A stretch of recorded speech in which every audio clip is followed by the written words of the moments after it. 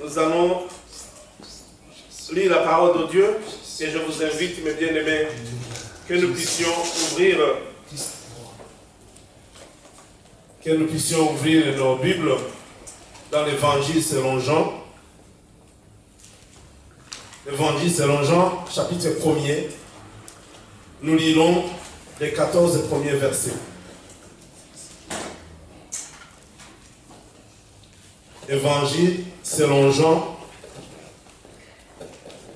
chapitre 1er, premier verset jusqu'à 14. Lisons au nom de Jésus-Christ. La parole faite chair.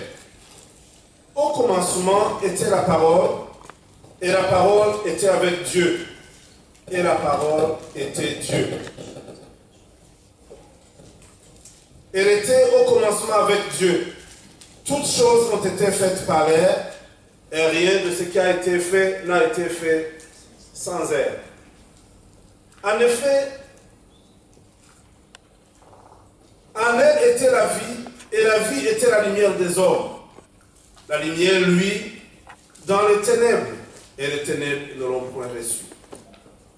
Il y eut un homme envoyé de Dieu, son nom était Jean.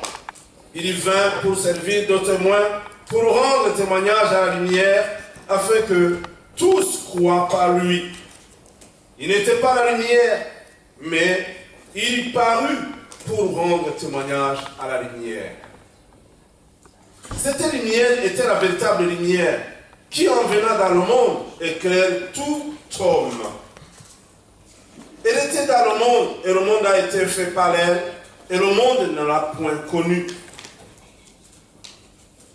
Elle est venue chez les siens, et les siens ne l'ont point reçue. Mais à tous ceux qui l'ont reçue, à ceux qui croient à son nom, elle a donné le pouvoir de devenir enfants de Dieu, lesquels ne sont nés ni du sang, ni de la volonté, non du sang, ni de la volonté de la chair, ni de la volonté de l'homme, mais de Dieu. Et la parole a été faite chair.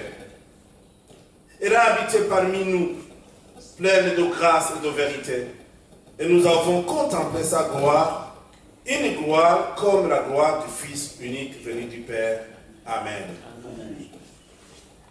Voilà le texte de cet après-midi, le passage de cet après-midi que Dieu m'a donné afin que nous puissions méditer ensemble, nous entretenir sur ce passage.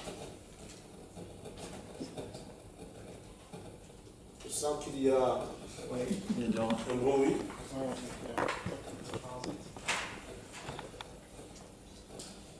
Je voulais, par la grâce du Seigneur, demander à ce que nous puissions ouvrir nos cœurs, comprendre, parce que ici c'est la vérité fondamentale. Et si on ne parvient pas à comprendre cette vérité fondamentale, il nous est difficile de pouvoir confier à Jésus-Christ ce qui soit de notre destinée éternelle. La Bible nous parle qu'au commencement était la parole et la parole était avec Dieu. Dans cet évangile, Jean montre clairement que Jésus est le Fils de Dieu et que nous avons la vie éternelle par la foi en lui, lui seul.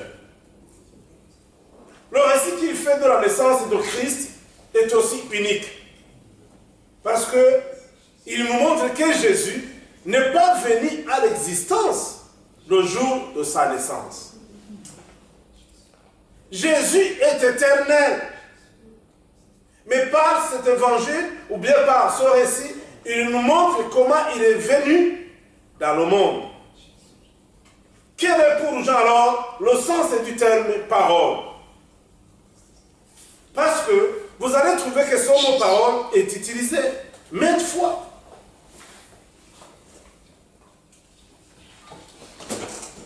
D'abord, dans l'Ancien Testament,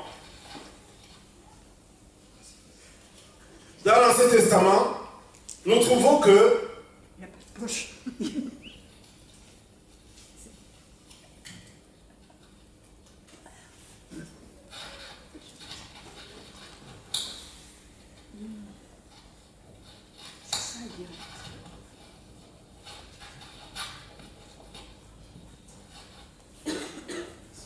Dans l'Ancien Testament, merci Christian, que Dieu te bénisse. Ça nécessite encore quelques technicités, vous savez. C'est pas toujours évident. Gloire à Dieu.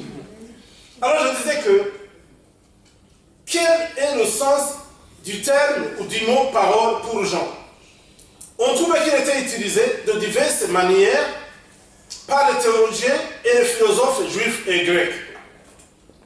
Et je disais que nous allons trouver qu'il était utilisé de différentes manières et on le retrouve dans différents textes, passages bibliques. D'abord, dans l'Ancien Testament, la parole a été utilisée premièrement comme étant un agent de la création. Si nous lisons Psaume 33, si vous voulez, vous allez écrire, Psaume 33 au verset 6. Les cieux ont été faits par la parole de l'Éternel, et tout est armé par le souffle de sa bouche. Vous savez, le ciel a un système. Les ciels, c'est difficile de vous l'expliquer. Avec les différentes galaxies, avec les différentes sortes d'étoiles, tout ça, c'est toute une armée. Et tout ça a été créé par la bouche de la parole.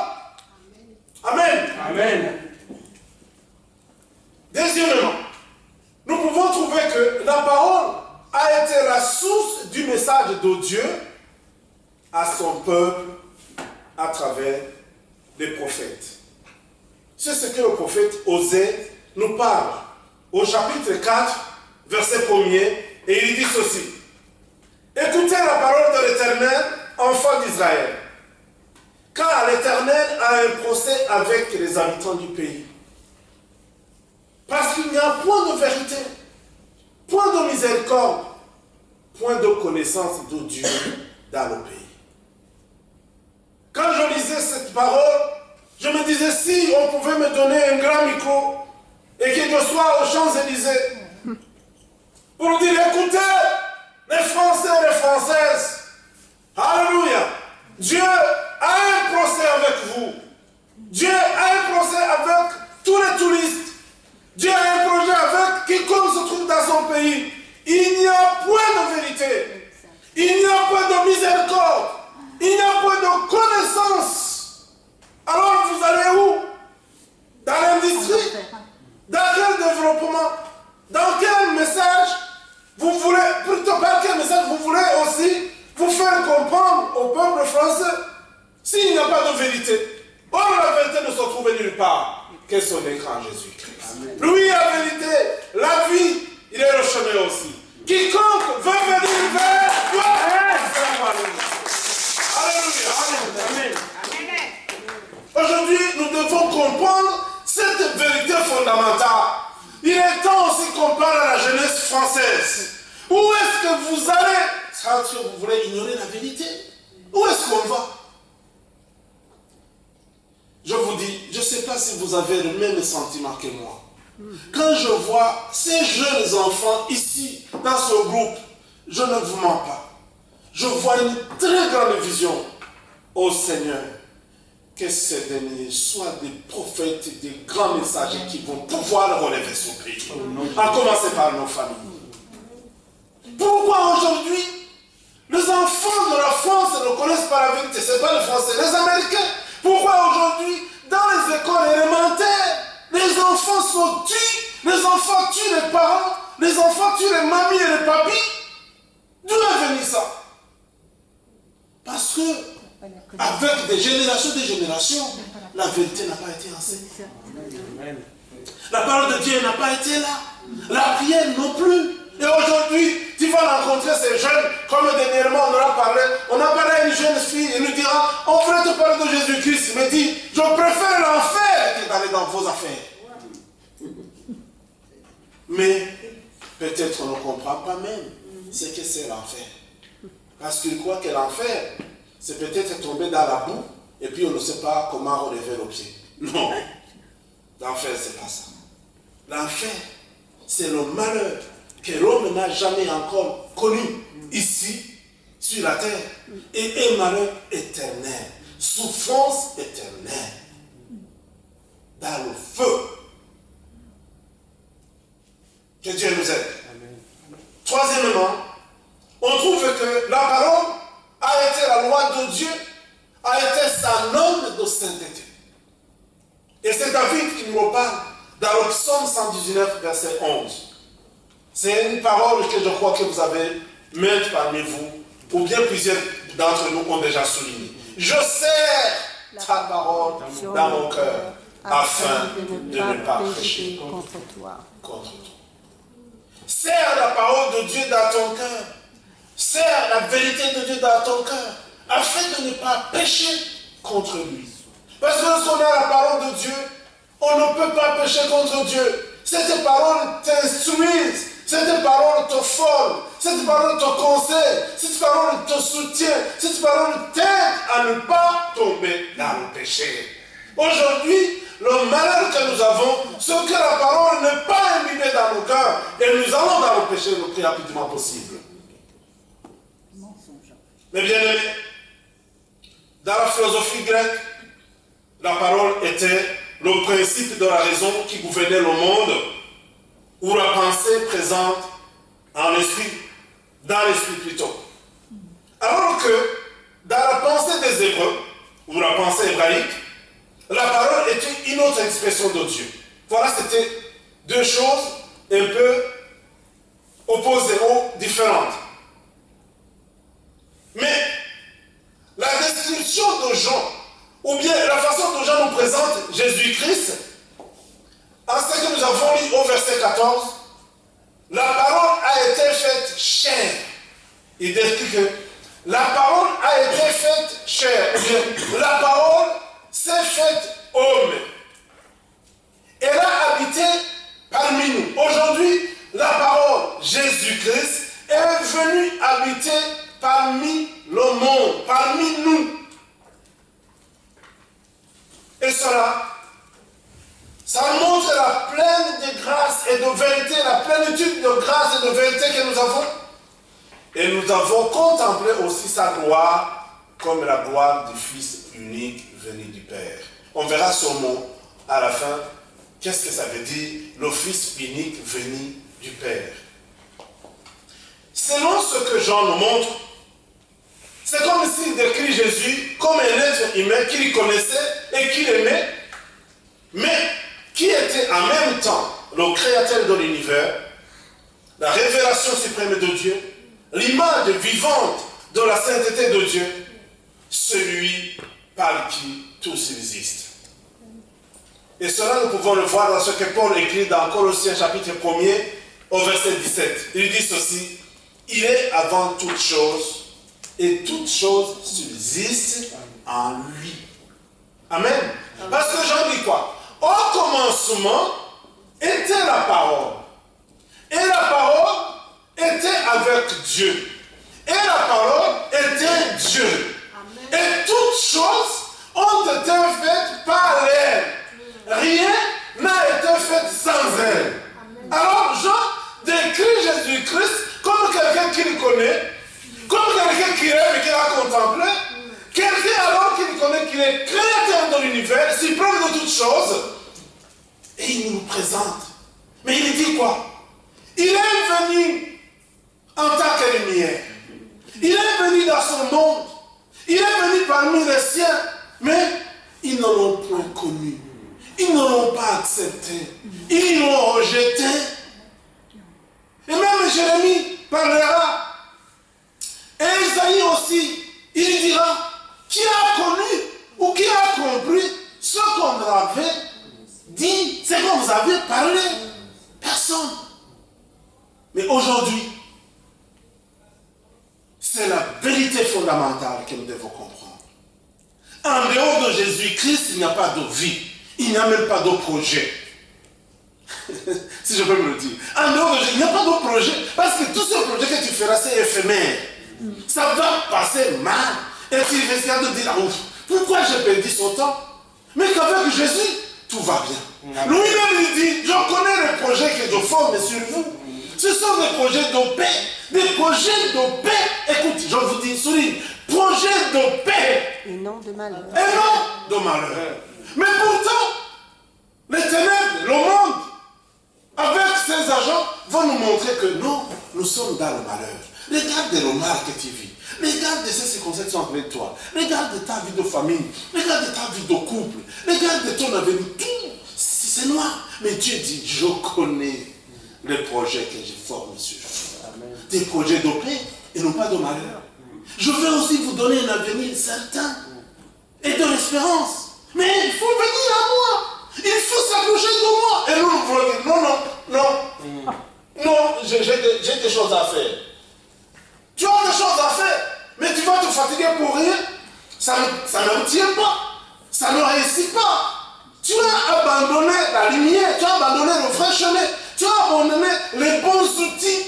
Je peux dire, je suis en train de mettre dans la vie d'un projet, quand on va faire un projet, on essaie de chercher les éléments pour les mettre à côté en fait qu'on avance avec le projet. Mais si tu veux faire un projet sans Jésus-Christ, tu es déjà à l'échec.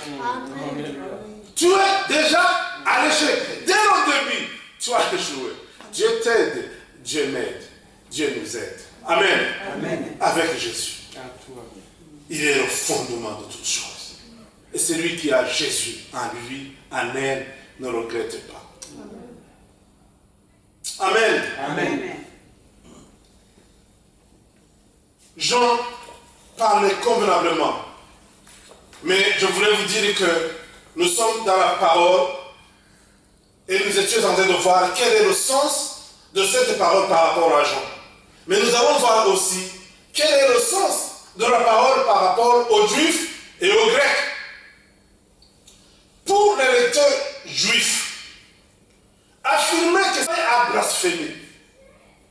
Pour eux, c'était impossible qu'on dise que Jésus est Dieu. Parce qu'ils l'ont vu, ils disent, mais c'est le fils de Joseph et Marie, mais c'est l'enfant du charpentier, mais c'est lui qui vit avec nous là. Comment est-ce qu'il peut parler qu'il est Dieu? Non, quand même. Ils n'ont pas compris. Mais aussi pour les Grecs, la parole faite homme, ou bien la parole faite chair, était une pensée inimaginable. Parce que vous savez, c'était des philosophes. Mais comment est-ce que vous parlez que telle parole s'est faite homme? Non, c'est pas compréhensible. Et pour Jean, c'était une nouvelle compréhension, c'était révélation, c'était une nouvelle information, c'était quoi? C'est ce qui constitue ce que nous appelons la bonne nouvelle de Jésus-Christ de Nazareth. Parce que celui qui est venu nous annoncer effectivement Dieu, celui qui est venu nous faire comprendre les choses de Dieu. Voilà la bonne nouvelle. La bonne nouvelle de Jésus-Christ, c'est qu'il s'est fait homme. Dieu s'est fait homme, afin que nous puissions le comprendre. Et il est venu vivre parmi nous pour que nous puissions contempler sa gloire, la gloire d'un Fils unique venu du Père. Alléluia. Amen. Voilà. Et l'enseignement et les actes de Jésus sont étroitement liés à ce qui soit de son identité. Jean le présente comme étant entièrement homme et entièrement Dieu. Mais il a pleinement revêtu notre humanité. Jésus n'a jamais cessé d'être le Dieu éternel qui a toujours existé, celui qui a créé, celui qui maintient tout, celui qui est la source de la vie éternelle. Mais il est entièrement Dieu et entièrement homme. Telle c'est la vérité concernant Jésus-Christ.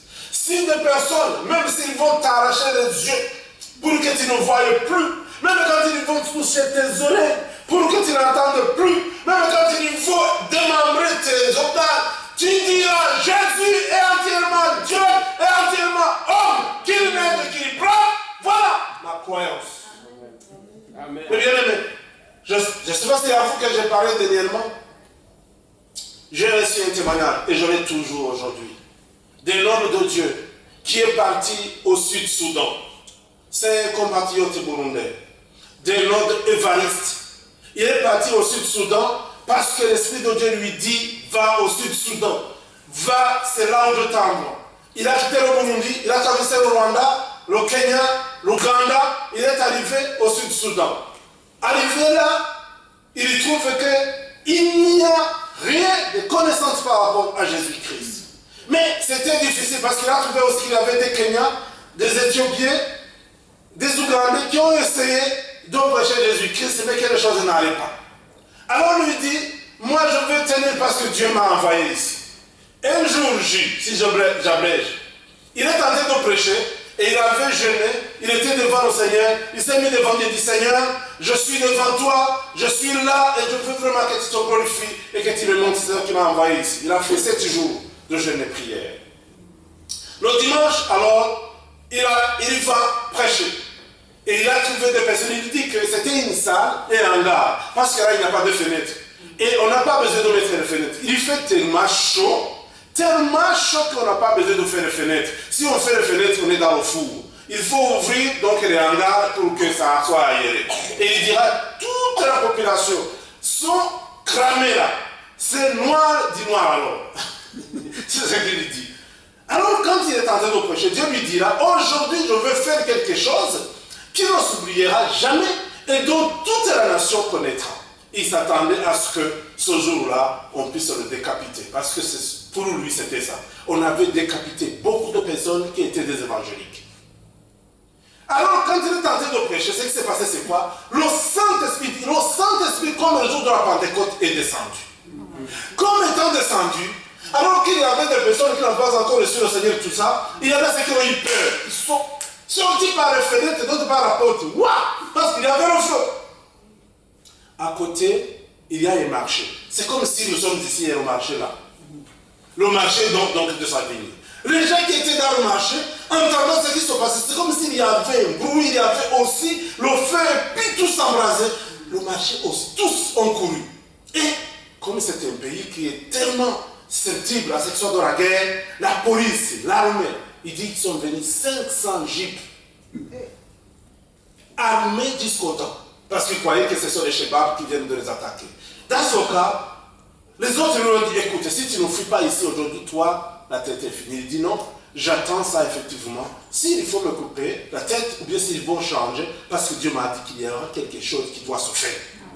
Quand ils sont arrivés, ils ont essayé de faire l'enquête, finalement, ils ont trouvé que c'est lui qui était tenté de prêcher.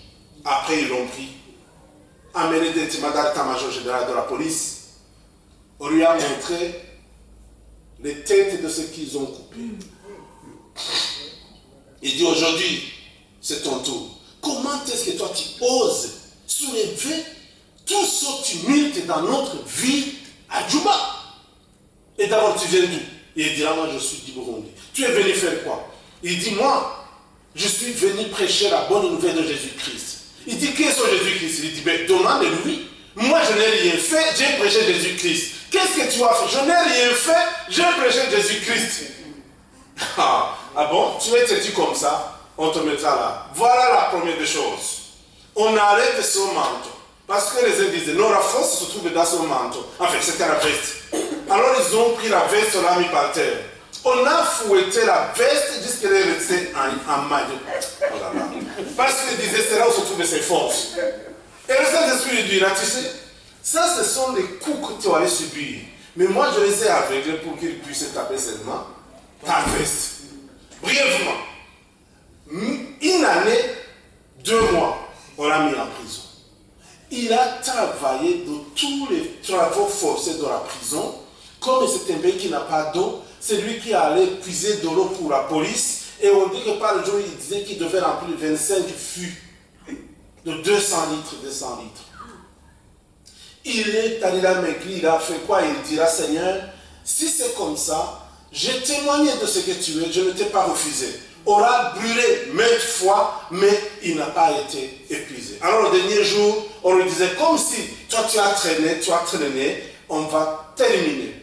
On a amené 5 litres d'essence, on a aspergé sur lui, on a pris alors un briquet. Ce qui a été le déclencheur des choses, le briquet quand on allait allumer, le briquet, la pluie qui est dedans, est parti, on ne sait où on a cherché, on ne l'a pas trouvé. Alors on a dit, non, tu as vu, cet homme doit avoir des fétiches en lui. Il faut maintenant le taper jusqu'à mort. On l'a tapé jusqu'à ce qu'un d'entre eux a dit, non, il ne faut pas le tuer comme ça. Laissez-lui s'exprimer. Peut-être il y a un Dieu en lui qui puisse nous dire la vérité. Et c'est là où il a dit, j'ai toujours parlé que Jésus, c'est la vérité et la vie. S'il faut me tuer, vous avez déjà fait, mais seulement il vous a manqué d'arriver toute la vie. Tue-moi, je ne veux pas nier Jésus. Parce qu'il a dit que Jésus-Christ est un imbécile, il est idiot, qui ne sait rien. Il dira, Jésus-Christ c'est le grand homme, c'est Mahomet qui est idiot, c'est Mahomet qui est imbécile, c'est Mahomet qui ne connaît rien parce que Mahomet n'a fait aucun miracle. Amenez votre Coran et moi j'amène ma Bible. Jésus-Christ a ressuscité Lazare et Jésus-Christ peut vous ressusciter aujourd'hui. Ah, ils ont dit non, c'est fini, il faut le tuer. Dans ce cas, alors, on a appelé le grand commandant et on a appelé un député de la ville. Et le député de la ville, quand il est arrivé le grand commandant, ils ont dit non, on lui donne 2 jours. Ils ont dit ceci. Si réellement ton Jésus existe et qu'il est Dieu que nous devons croire, nous te faisons 2 jours. Nous avons des difficultés dans ce pays parce qu'il n'y a pas d'eau. Nous buvons de l'eau qui vient dans d'autres pays. Nous sommes dans un désert. Tous les évangélistes ont amené du malheur ici sur nous. Parce que s'il y avait un Dieu, au moins la pluie allait tomber. Alors nous te faisons 2 jours. Si la pluie ne tombe pas dans les 2 jours, on va t'exécuter comme on a fait les autres. C'était le même test que nous avons donné aux autres. Ah, il dira Seigneur, maintenant, c'est ma journée alors de te voir. Dans les 2 jours, si tu ne fais pas prévoir la pluie ici, voilà, il me montre comme ils ont fait les autres. Il est allé prier depuis 14 h jusqu'à 21 h. Et le sommeil est venu avec. Il est dormi. Pendant qu'il dormait à 3 h du matin, il dit que l'ange est descendu. En personne, il dira, je suis l'ange Gabriel. Je suis venu t'exhorter parce que tu n'as pas renié le nom de Jésus-Christ. Pendant toutes les souffrances que tu as eues, je suis l'ange du message. Je viens à ton secours. Et il dirait dans 10 minutes, après, il est parti. Quelques 3 minutes après, l'ange Michael est descendu. Il dit, je suis l'ange Michael. Je suis chargé de la sécurité de l'armée céleste. Je suis venu à ton secours parce que tu n'as pas renié la vérité. Et aujourd'hui, tu ne seras pas mort parce que tu es protégé et soutenu. Et l'ange est parti. Et lui, il dira que le sommeil a continué. Mais pendant ce temps, alors qu'il dormait, vers 4 h du matin, un des policiers vient à sa chambre. Réveille-toi, parce que ce que nous voyons ici, ce que je viens de voir des anges qui descendent et qui montent. Il faut que tu quittes ici, je vais te faire sortir et que tu partes. Et lui, il disait, oui, finalement, je suis sauvé. C'est cet ange-là qui est venu me dire, je suis sauvé. Mais il y avait un autre qui était éthiopien. Mais cette fois-ci, c'était une dame. Il dit que la prison, donc juste ce qui séparait les hommes et les femmes, c'était des filles barbelées. Et l'autre qui est à côté, qui est chrétien, il dit là, non. Il a parlé en français, tu es fou. Il ne faut pas partir. Il faut que tu restes parce qu'ils peuvent te tirer dessus alors que tu es en train de partir parce que tu as fui. Mais aujourd'hui, il vient de te dire que la pluie est en train de tomber. Dieu a exaucé. Parce que là, la pluie était en train de tomber en abondance. Jusqu'à 3 h, à 15 h de notre journée. Et puis lui aussi, quand il était là, mais tu dis la vérité. Si on me tue alors, tout sera foutu. Il faut que ces gens-là qui ont dit que si les 2 jours la pluie ne tombe pas, ils viennent me libérer. Gloire à Dieu. Le lendemain alors, ils sont venus. Parce qu'il y avait la pluie partout. Même les gens sont sortis dehors, on parle de la pluie. Amen. On a étalé les chaises dans le bidon et en dehors dans la prison. Ils ont dit fait appeler cet homme qui est pasteur burundais. Ils ont dit fait appeler aussi cette femme éthiopienne qui prie. Alors, quand ils ont entendu que la police venait les appeler, il se dira, tiens ferme, si on nous tape, acceptons, parce qu'aujourd'hui nous avons au moins quelque chose à dire. La pluie est tombée, vous avez vu que vous allez pouvoir. Alors, ils se soutenaient l'un à l'autre. Tenez-nous ferme. Arrivé, je vous dis, il dit, tous ont fait salut. Alors, on les a fait asseoir sur des bons divans.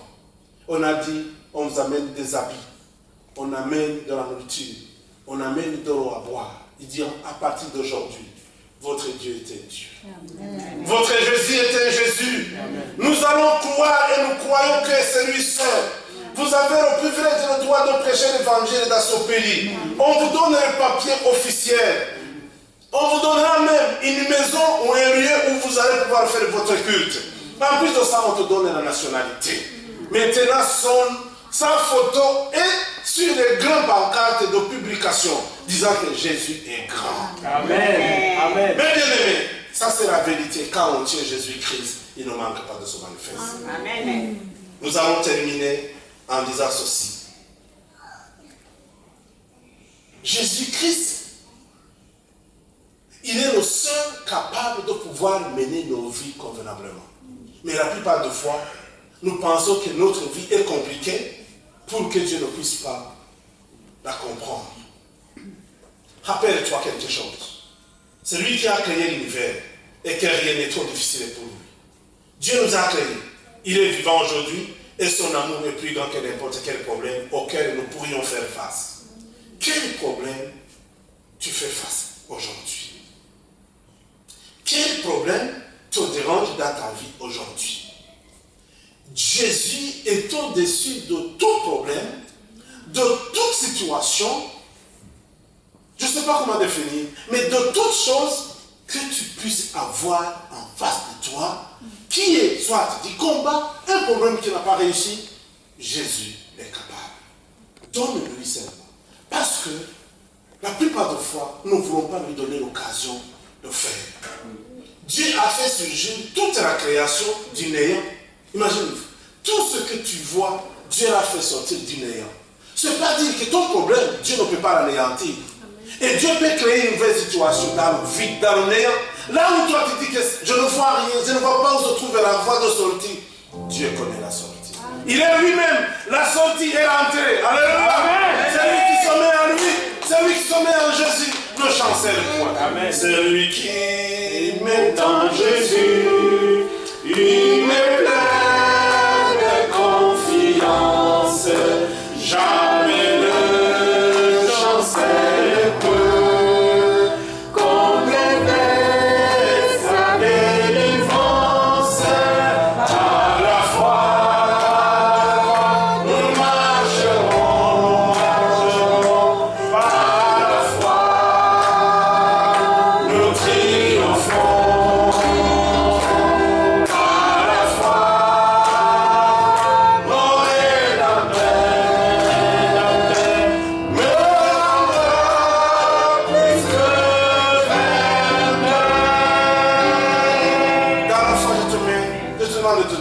Mettons-nous debout tous. Et tu pries, tu dis, Seigneur, ça m'a été toujours une difficulté, un problème de résoudre et de pouvoir vaincre cette situation qui est en face de moi. Mais je viens cet après-midi, sachant que tu es le Dieu qui a créé l'univers dans le néant. Et ta parole, quand elle est parlée, tout s'exécute. Seigneur, dis quelque chose par rapport à ma situation. Et alors que nous chantons, médite-toi aussi. C'est lui qui met en Jésus toute la confiance. C'est lui qui met en Jésus. Il me fait confiance. Jamais je chasserai